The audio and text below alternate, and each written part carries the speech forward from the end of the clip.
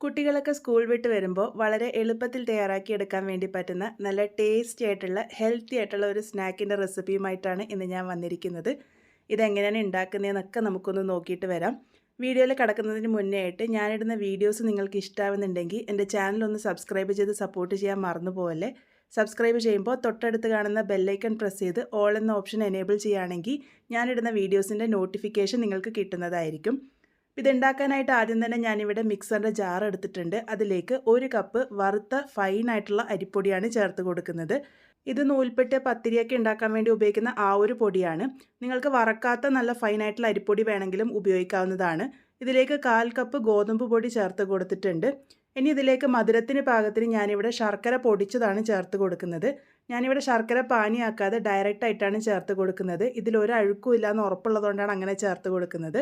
1/4 cup പൊടിച്ച ശർക്കരയാണ് ഞാനിവിടെ ചേർത്തത്. നിങ്ങളുടെ ശർക്കരയിൽ അഴുക്കുണ്ട് തോന്നുന്നുണ്ടെങ്കിൽ 1/4 കപ്പ് ശർക്കര 1/2 കപ്പ് വെള്ളമൊഴിച്ച് ശർക്കര പാനിയാക്കിയിട്ട് ചേർത്ത് കൊടുത്താൽ മതി.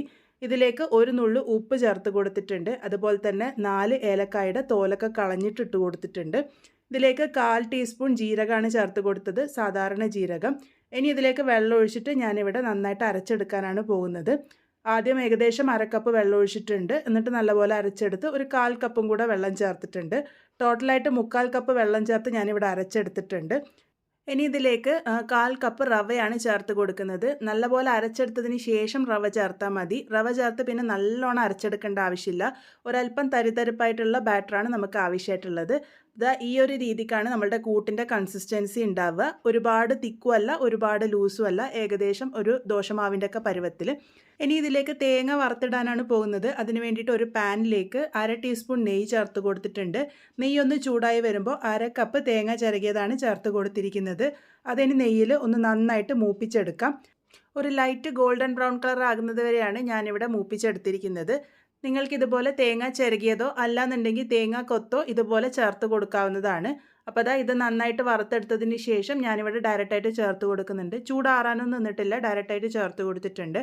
അതിനുശേഷം ഇത് നന്നായിട്ട് ഒന്ന് മിക്സ് ചെയ്തെടുക്കാം.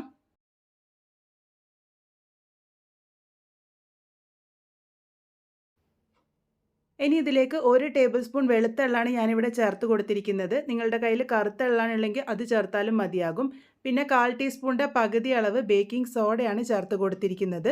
ഇത് രണ്ടും കൂടെ ചേർത്ത് കൊടുത്തതിന് ശേഷം നല്ല പോലെ തന്നെ ഒന്ന് യോജിപ്പിച്ചെടുക്കാം. അപ്പോൾ കൂട്ട് ഇവിടെ പാകത്തിന് റെഡി ആയിട്ടുണ്ട്. ഈ ഒരു രീതിക്ക് വേണം നമ്മളുടെ കൂട്ടിരിക്കാൻ വേണ്ടിയിട്ട്. ഇനി ഇതെങ്ങനെയാണ് ചുട്ടെടുക്കുന്നതെന്ന് നോക്കാം.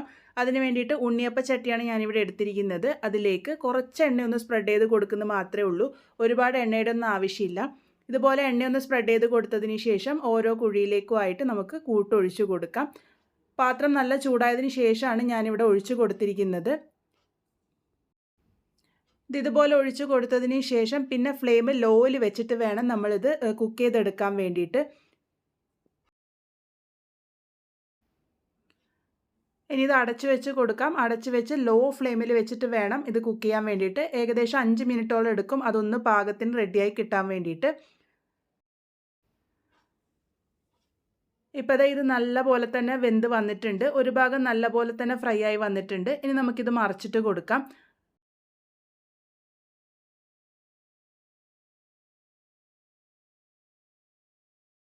ഇപ്പോൾ എല്ലാം തന്നെ ഞാനിവിടെ മറിച്ചിട്ട് കൊടുത്തിട്ടുണ്ട്. ഇത് മറിച്ചിട്ട് കൊടുത്താൽ പിന്നെ ഒരുപാട് നേരമൊന്നും കുക്ക് ചെയ്യേണ്ട ആവശ്യമില്ല. 1-2 മിനിറ്റ് നേരം മാത്രം കുക്ക് ചെയ്താൽ മതി. കുറച്ച് എണ്ണ ഒന്ന് സ്പ്രെഡ് ചെയ്ത് കൊടുക്കുന്നുണ്ട്, അത്ര മാത്രമേ ഉള്ളൂ.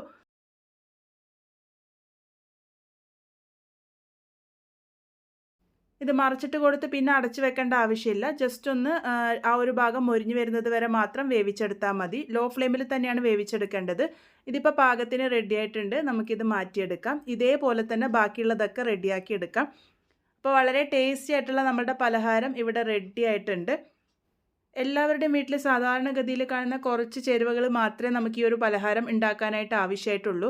അതുപോലെ തന്നെ ഇൻസ്റ്റൻ്റായിട്ട് തയ്യാറാക്കി എടുക്കാനും പറ്റും. കുട്ടികളൊക്കെ സ്കൂൾ വിട്ട് വരുമ്പോൾ ഈസി ആയിട്ട് തയ്യാറാക്കി എടുക്കാൻ വേണ്ടി പറ്റുന്ന കുറച്ച് എണ്ണ മാത്രം ഉപയോഗിച്ചിട്ടുള്ള നല്ല ഹെൽത്തി ആയിട്ടുള്ള ഈ ഒരു പലഹാരം നിങ്ങൾ എന്തായാലും ട്രൈ ചെയ്ത് നോക്കൂ. പുറമേ നല്ല ക്രിസ്പി ആയിട്ടാണ് ഉണ്ടാകുക, ഉള്ളിൽ നല്ല സോഫ്റ്റ് ആയിട്ടാണ് ഇരിക്കുക. എന്തായാലും ട്രൈ ചെയ്ത് നോക്കൂ. ട്രൈ ചെയ്ത് ഫീഡ്ബാക്സ് ഒക്കെ പറയാൻ മറക്കരുത്. വീണ്ടും ഒരു നല്ല റെസിപ്പിയുമായി കാണാം.